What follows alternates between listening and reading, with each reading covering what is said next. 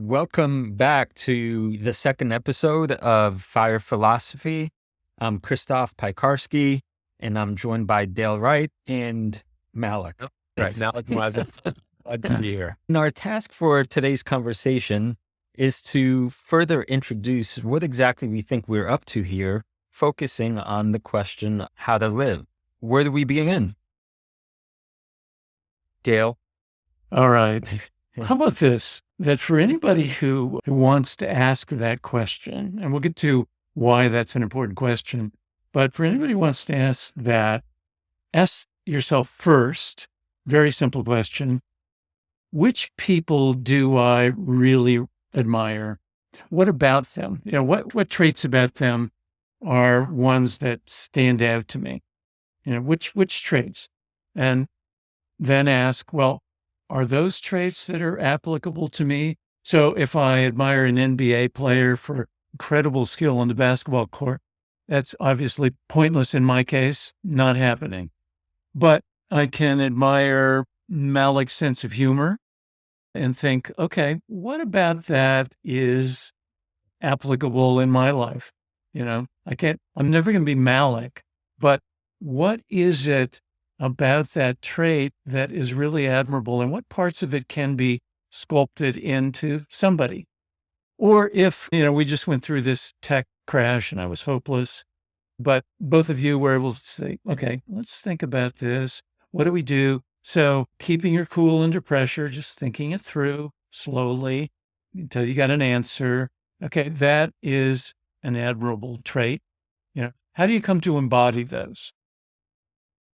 So that's one place to start. What are they? What are those characteristics? What kind of character is something that is really admirable from any point of view? And then, what parts of that can you embody in some way?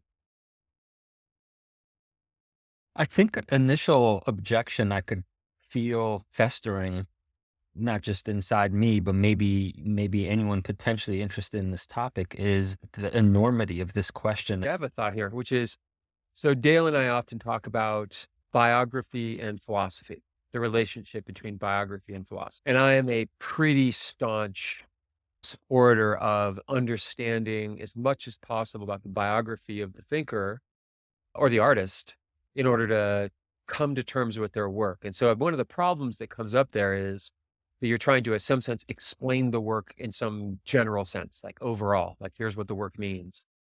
But I always feel like the kinds of thinkers and artists I'm interested in are the ones that address a specific or maybe a set of specific problems that are germane to my life, that matter to my life in some important way.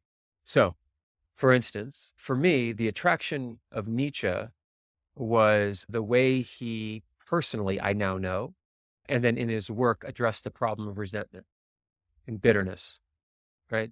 And so to go back around to the broader question you asked, Christoph, which is, I don't think you can answer the question broadly, like what is a philosophy of life or something like that, or a philosophy of how to live or something.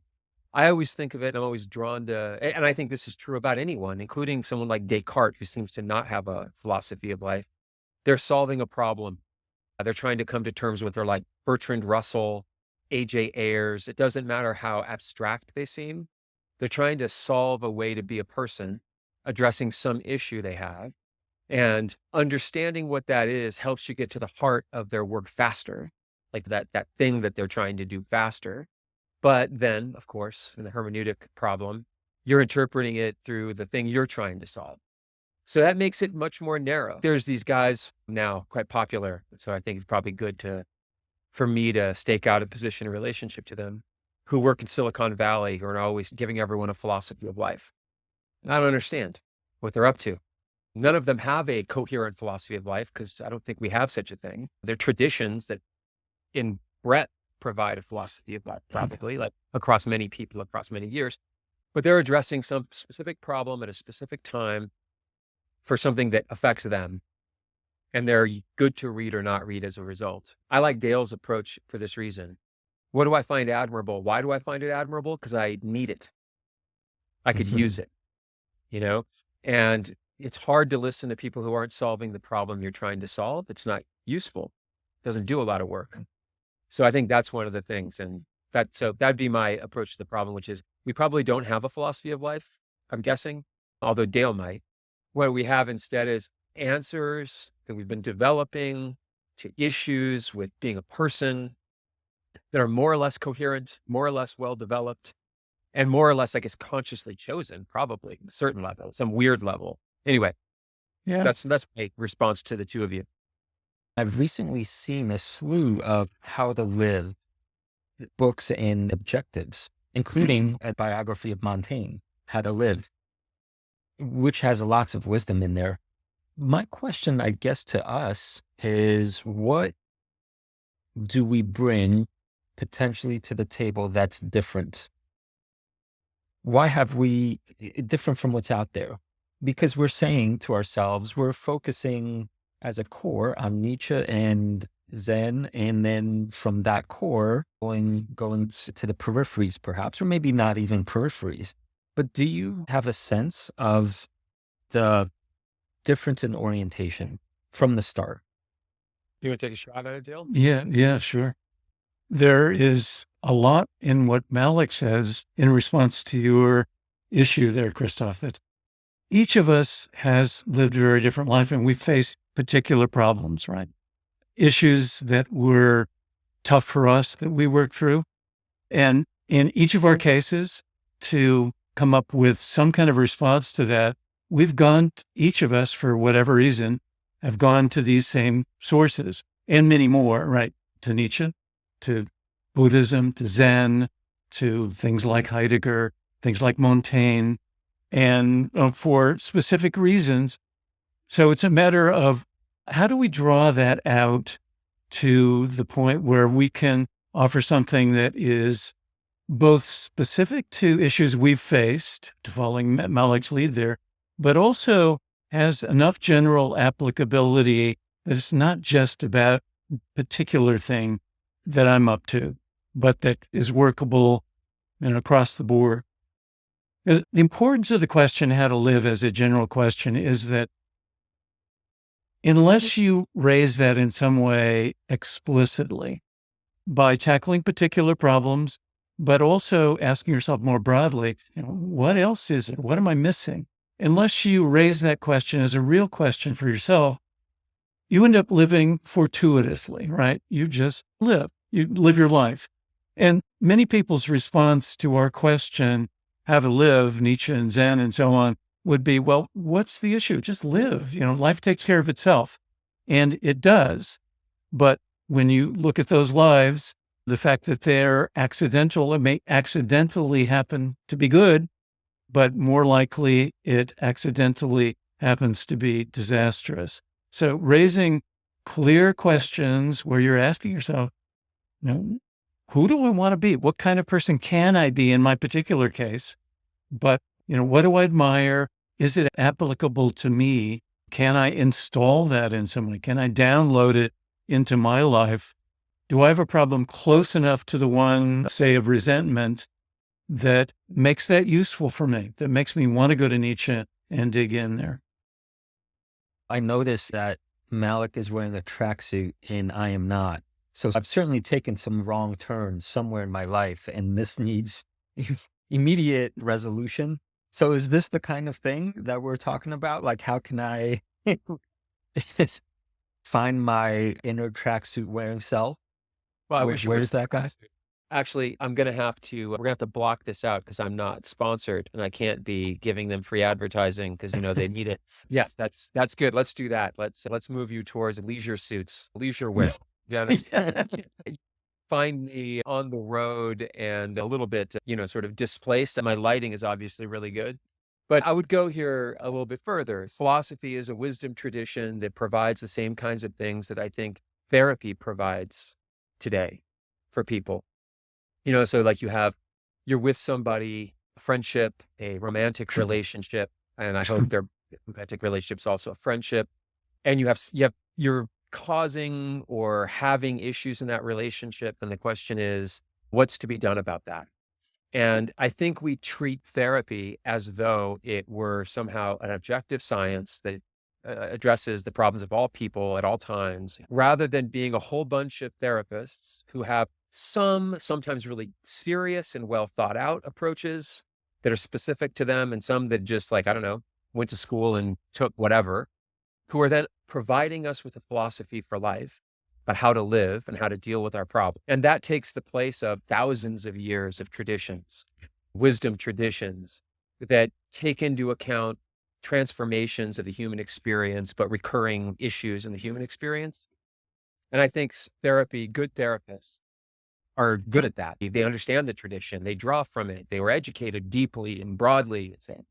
But I think the question, how to live, is just what we do. Isn't that just what we do as humans? This is why we have millennia old religious traditions that provide an answer to how to live and why to live.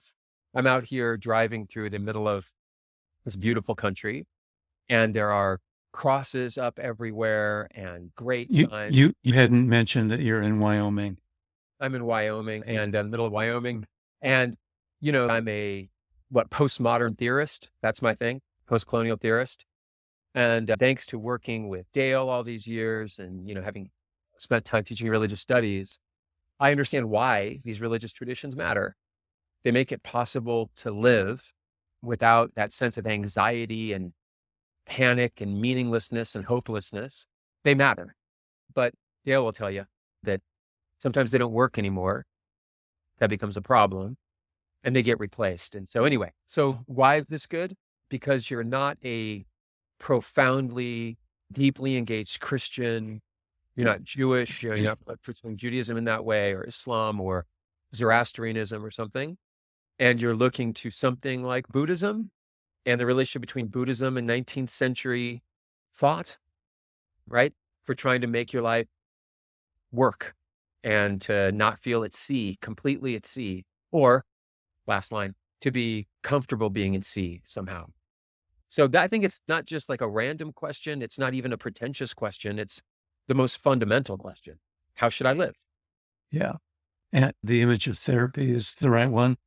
That from my point of view, and from I think yours, reading any philosophical text or anything else for that matter that isn't therapeutic in some way is a mistake, right? So that for Nietzsche, thinking, and he thought deeply and profoundly in all these dimensions, it's all therapeutic. He's not thinking to produce the right answer for all time. He's thinking to produce an answer in the 19th century when the traditional believability of God is gone and where everybody needs therapy, badly needs therapy. And that's the image of the Buddha going all the way back to the beginning of Buddhism. They said, these aren't the right answers. This isn't the correct philosophy. These are therapeutic meditations, many of which you can choose between and select ones that address your particular issues, because everybody has issues and everybody needs therapy to wake up and come alive. Can I challenge us from right from the start and make an advertisement against this whole project? And I'm going to do this if you'll indulge me. I had this queued up because in part, Dale, I know you were recently in Ireland. So I flipped back to my Auden, and there's a poem he wrote in memory of W.B. Yeats. And I want to read a very short stanza in which he writes, "Mad Ireland hurt you into poetry. Now Ireland has her madness and her weather still, for poetry makes nothing happen." That and I've read a fair amount of philosophy. You guys have read more philosophy over the years. There's this sense often I get personally where even if I understand the core of the thinker's position and I could explain it in non-jargon like language, there is still what feels to me this gap between understanding the thought, being able to explain it, and what Auden is talking about. Well, but nothing's happening to me, or nothing has happened. And I wonder, to what extent it's a failure that's personal to either me or anyone else using philosophy as a form of therapy? Or is it a failure of philosophy, the endeavor? And is this the kind of problem that we're trying to solve? Like, is what we're trying to do here a sense of, well, lots of other people talk about how to live, but we're going to do it a little bit differently. We're going to really hone in on that therapeutic, personal, if it's not changing you, it's not useful kind of methodology. How do we make our fire philosophy make things happen? Well, first of all, I don't know the poem and I don't understand the poem. That Adna is saying poetry makes nothing happen. So Mm, you know Where what? Let me actually, yeah.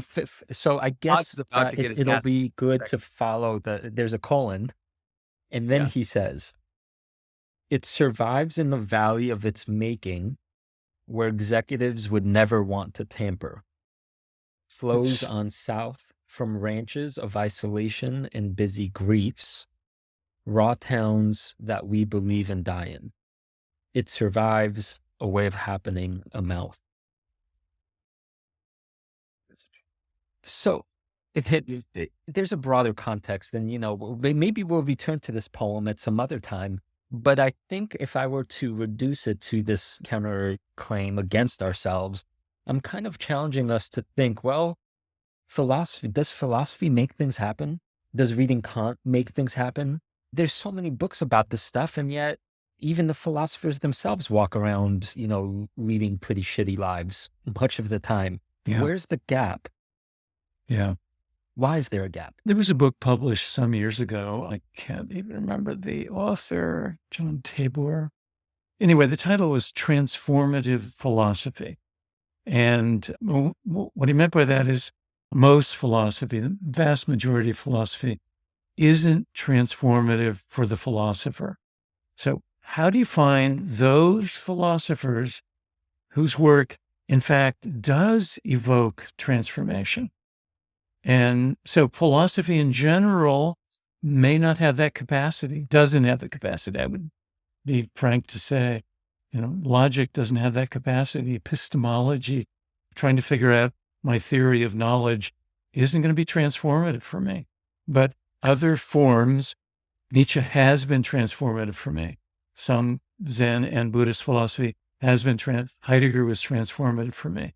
Opened my eyes, broadened my vision, may be able to see myself and my situation in ways that I hadn't been able to do before, and that were deeply transformative in a positive way. So that's what we're after from my point of view. Yeah. So I don't know what you mean by make things happen. I think it's a nice colloquial way of saying something really specific and intense. So one, I would disagree, Dale. I think all those philosophies are trying to do something transformative. Let's say we were talking about Frege's work or early Wittgenstein and the logical positivist school. They were trying to make life clear and understandable and manageable, right? So they were looking for causal structures to find truth in a time of chaos in the 20th century when they were all terrified. And that's what logic is great for. You want to be able to tell someone what the right answer is and what the wrong answer is, or to be able to determine it. And that's very comforting. If only you could convince other people of it too. I think they're all trying to do something, and they all do something for different people in different ways, different times, in more attenuated ways. And that's the weirdest part about philosophy to me. It's someone working through something for some reason that you don't know, who's, if they're good, very affecting, that like you feel like they're important and it feels really powerful. And then the way it gets out into the world is always totally screwed up, always, right? If it tries to do something, it always goes horribly wrong, like directly. Take that directly causal thing. So, Plato, right? Aristotle and Alexander, we can just keep going down the road here, Heidegger and trying to fix the National Socialist movement. It always goes terribly wrong when it tries to do something directly and be directly transformative to me. I'll Is the just, focus there on the trying?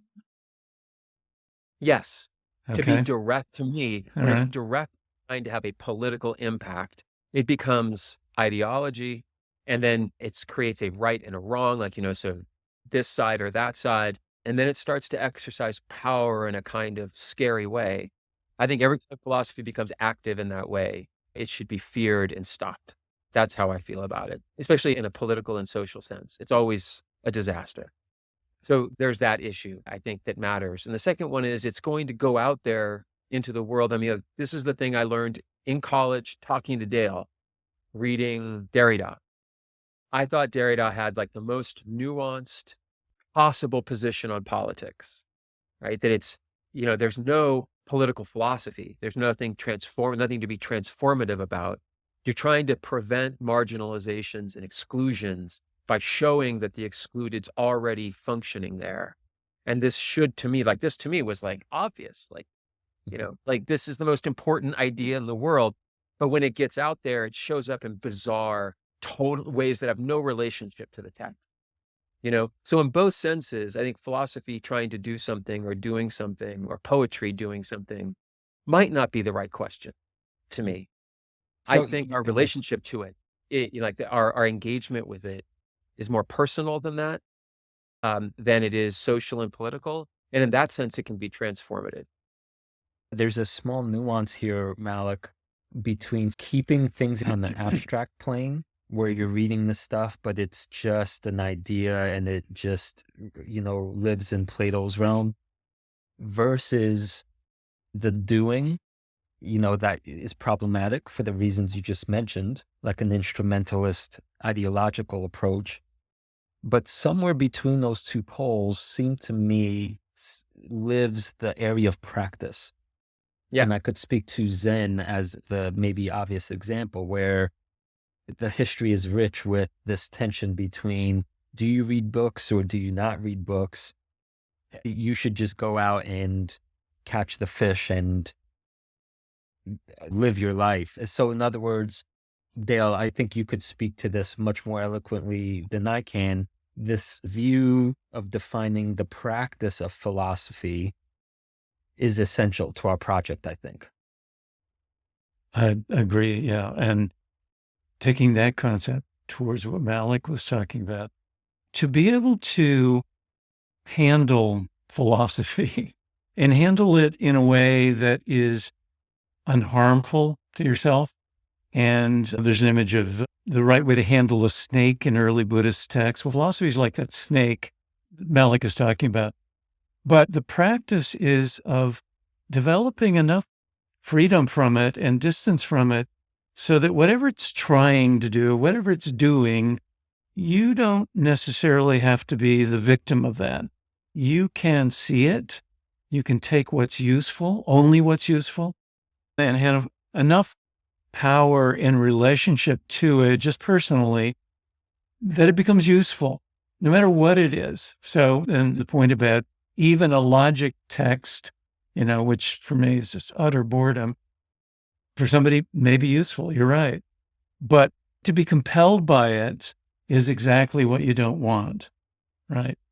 Freedom is the key as the reader, as the philosopher, knowing that you can let it pass through, let it come, let it go, and sort out what's really therapeutically useful until it turns out not to be, and then let it go again. Yeah. So I think let's pick up on the catching a fish metaphor because it's such a great metaphor. I think for me, engagement with Zen, especially Zen, but Zen and Nietzsche and people like Nietzsche is the act of not catching the fish. Catch and Much not release. catching. Catch and Yeah, no, release is it? Read. Like, yeah. So it feels like this. So you asked the question, why read books too? Why read books? Because for me, that's the technology I learned. That's the way I learned to be able to do what Dale said, which is engaging with this person trying to do something to me. Maybe like as a secondary deal, they were trying to do something themselves, but they're trying to do something to me. They're trying to like make me believe something, maybe just for them, to make them feel better, to make their life make more sense. And the reading is my like filter Like I can like read slowly. I can go back. I can put it down. I can walk away. I can see exactly how they phrased it, assuming it's written in English, or I can read the primary language, and I can let that slowly come in. I can think about what I want out of it, how it's connected to something else. We do that. You write in the margin, hey, what about this thing? What about that text? This process is like a system of like a filtering system as it goes down through the sediments, to get to you. And I think you end up not catching that fish. You know what I mean? Like you don't catch their fish. You catch something else. You invent your own fish in that sense.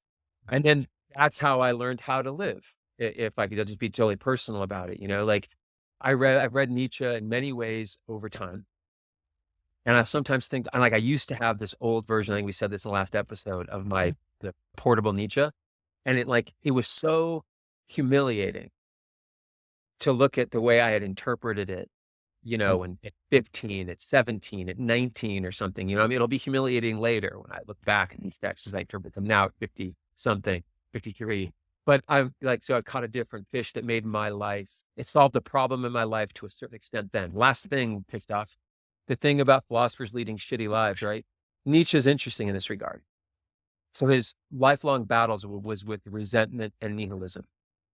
And he conquered them in 0% ways, no ways. He spent until the very end when he was coherent, he was going between writing horrendous, cruel, shitty, bitter letters to a woman who he had no right and no business to be in dialogue with at all, much less making the demands he was making. And then writing, and then throwing them away, keeping the draft, or writing letters of apology because she rejected him because, of course, he was an unbearable lunatic, in the way he be towards her. But he was so self-aware of that, but could not fix it, right? But his struggle with it is what was so valuable to me.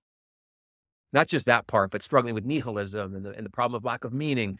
His struggle with it was what mattered for me to start to think about how to do it for myself. So those are my responses to your great metaphors.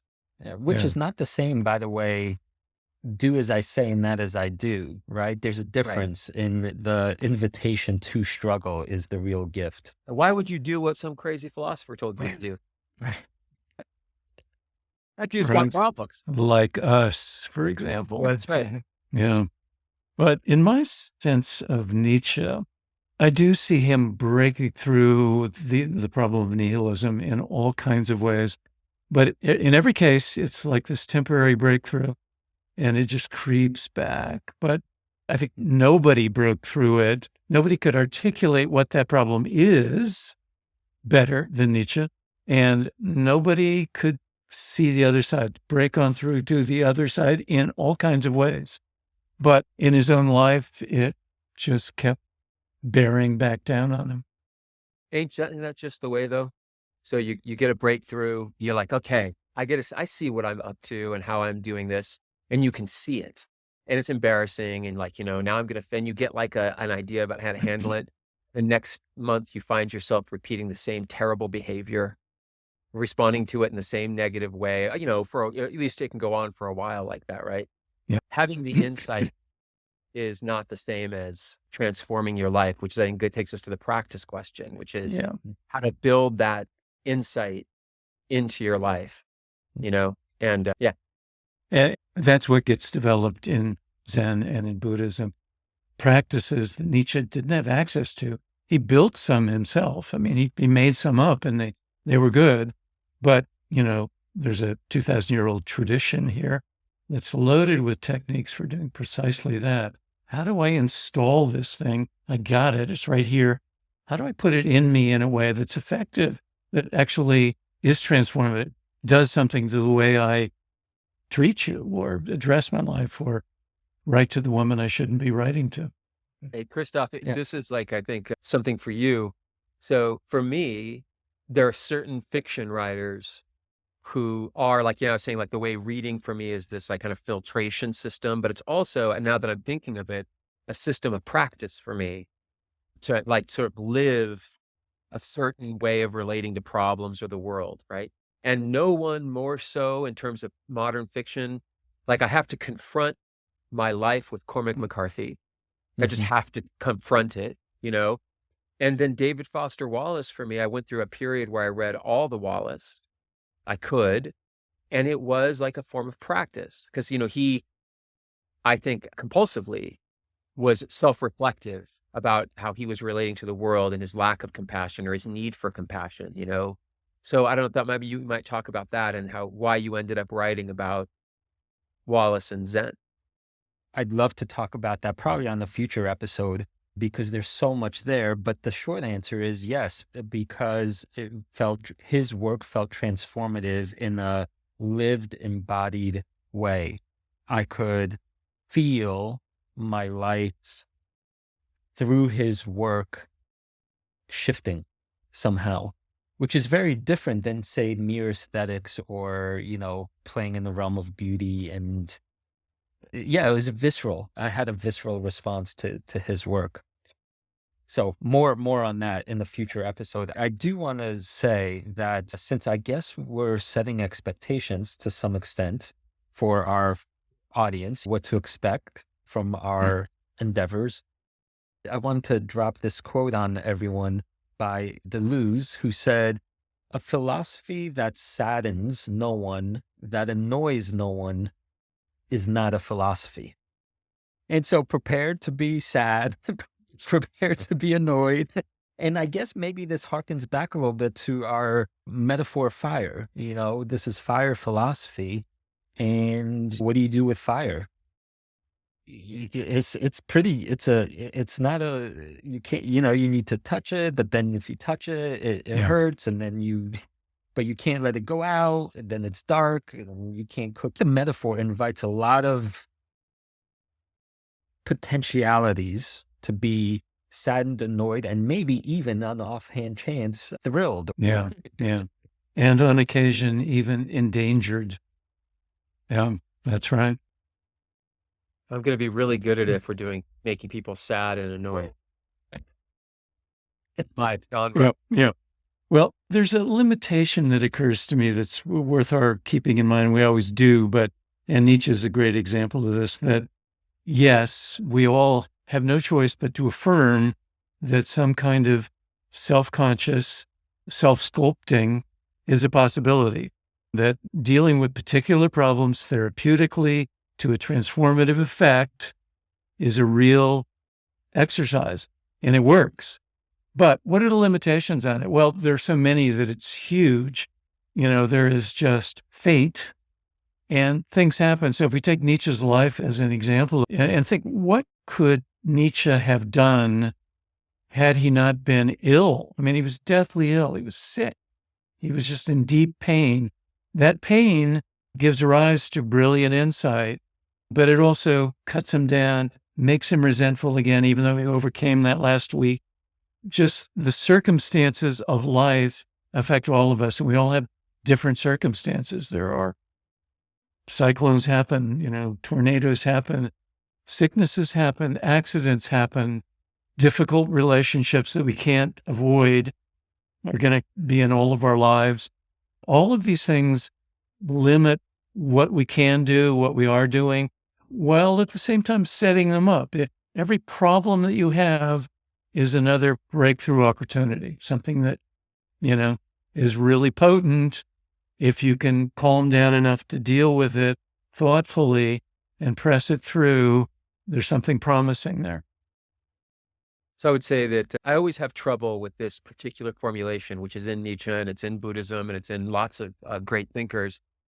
It's the totally true thing that you can't know the high without the low, or, that basic binary structure. And for some reason, it bothers me. I don't know why. It just bothers me, that formulation, right? But I think about it slightly differently, I think now, which allows it to work for me, which is it's those moments, the difficult relationship that you can't get around, that's just imposed on you. You can't escape this relationship. It's just going to be part of your life in some way. Or you choose to flee it, right? Which has its own consequences. It demands of you a response. And what you're looking for is the healthiest response for you, right? Given how you're constituted at the time, the kind of person you are at the time, what you're capable of. It's mixing some Deleuze, some Zen, and some Nietzsche together right there. Yeah. What your potentialities are. And I think in that sense, like they're in some sense opportunities in quotation marks, right? That in some sense they're opportunities, but really what they are occasions that impose themselves on you, that demand a response from you. And then you're just looking for resources to do it as well as you can do it, you know? So I think that's really, really important that we all encounter those. And it turns out that this problem has been a problem for humans for as long as we've been recording things and trying to pass down ways to deal with it. So I think like learning from those and then filtering them for yourself and applying them. This is what we're trying to do. This is what I do. It turns out that I'm not capable of, I'm just discovering in this conversation of reading philosophy abstractly. There's zero abstraction in philosophy to me. It's, as it turns out, even logic, as it turns out, right, to me is an attempt to solve a life problem, not merely a knowledge problem. So, yeah. Yeah. So I think that in some important way, that's true. Yeah. Maybe I'm repeating myself, but there are a lot of philosophical offerings out there. And I hope that what we are attempting to do will resonate for everyone because of what Malik was saying and what Dale is saying and what I'm trying to emphasize. Our intention is to make this as embodied and non-abstract and to translate some of these things that can initially appear lofty or heady or somewhere other than your life into your life. So that really hits you somewhere. Does that sound, gentlemen, like a fair aspiration for us and what we're trying to do here at Fire Philosophy? Does. Yeah. Yeah. That works. Yeah. You know, one thing. Also, go ahead. One thing that is problematic about the image of getting to an elevated place in life depends upon having been in the gutter, so that, you know, some people take this to mean that unless you're a homeless drug addict, you haven't faced problems big enough to get to some elevated place. Well, you know, that can't be right. But everybody, every day, every week faces problems. And unless you work through those problems and up and out of them, you can't get anywhere. So it's addressing the lows that occur in everybody's life, each person addressing their own issues and problems and low points in a transformative way that gets some elevation back into your life. So this probably should have been at the top, but here's two things. First, Nietzsche's amazing for this, for what we're doing here, because he thought more clearly, as Dale said, we said at the beginning, thought more clearly in the modern era why we must come up with a philosophy for living. Give what Dale said, you know, the breakdown of the hold, like the really convincing hold of religious traditions for a certain group of people, like, you know, sort of like people like us, essentially, right? Like that we need to do that. And I think that's the image of the madman in the square in Zarathustra. He comes in with the lantern, it's daylight, but it's holding a lantern because actually the light's out, like the light's gone. And he's like, you know, don't you know we killed God? And they're like, well, it's no big deal. It's fine. We can just live. Like we just go about our daily lives. And he's like, you can't. And you don't understand how bad this is going to get. His diagnosis of that is as crucial a thing as there is, I think, you know. And then the other thing about Nietzsche, which is so important, is this like confronting yourself, you know, confronting your own weaknesses, your own struggles, your own difficulties. How the danger, I think, for Nietzsche, and for me, reading Nietzsche, is that we confront those obstacles, and what we want is escape from those obstacles. We want to not be hurt by them or touched by them or affected by them. And we dream of times when we would be totally unaffected. Here's the difference, Christoph, from what I think we're all interested in than what's going on in the mainstream, which is they're all looking for a kind of made up version of Stoicism, where you will be untroubled by the world. There'll be ups and downs in business, ups and downs in your personal life, but you will be detached from them in such a way that they will no longer bother you or trouble you. You won't feel those things. You'll make perfectly rational decisions. This is just, you know, the logical positivists and the Cartesians, you know, trying to hide from life. And Nietzsche's got some words for them. Nietzsche's thing was, in fact, that you have to embrace those things in some sense. You have to live with them and confront them and work your way through them. They're not going away. They're not going anywhere. That'll continue to be a thing. So we're not doing that. We're not trying to find a way to not be affected.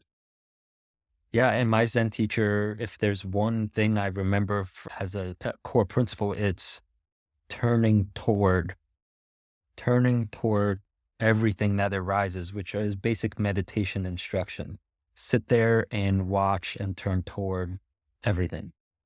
Lean into life, not away from it. Yeah. So there's a little bit of that, I'm really good at this part, which is just going into complete denial about something, right? Like something's looming that's terrifying. Man, I can make that thing disappear. I'm a master at it. Like, it's going to have to be pretty catastrophic for it to like leak back in once I get it locked down. But that tendency is so unhelpful to me because, of course, if we don't have to take all of Freud on board, but this hydraulic idea in Freud that repression is cute, but it's pushing back in all kinds of ways in your life. And Dale and I have a history of me doing this and having to be told that it was leaking back into my life, So this is like, I think this is the leaning in or facing or confronting that I think is super important in Nietzsche. Dale, do you have any last words for our listeners via an introduction to our project? No, but our intention is to work through conversations. None of this, obviously, was staged. We don't even have questions in advance, but we have issues in our own lives. And fire philosophy allows us to burn through those and to get heated up in a way that can be effective for us and hopefully others as well who will be able to join in and participate along with us. So we invite your joining in. It was great spending time with you, gentlemen, and I think we'll try to record one more introductory episode and then let it fly.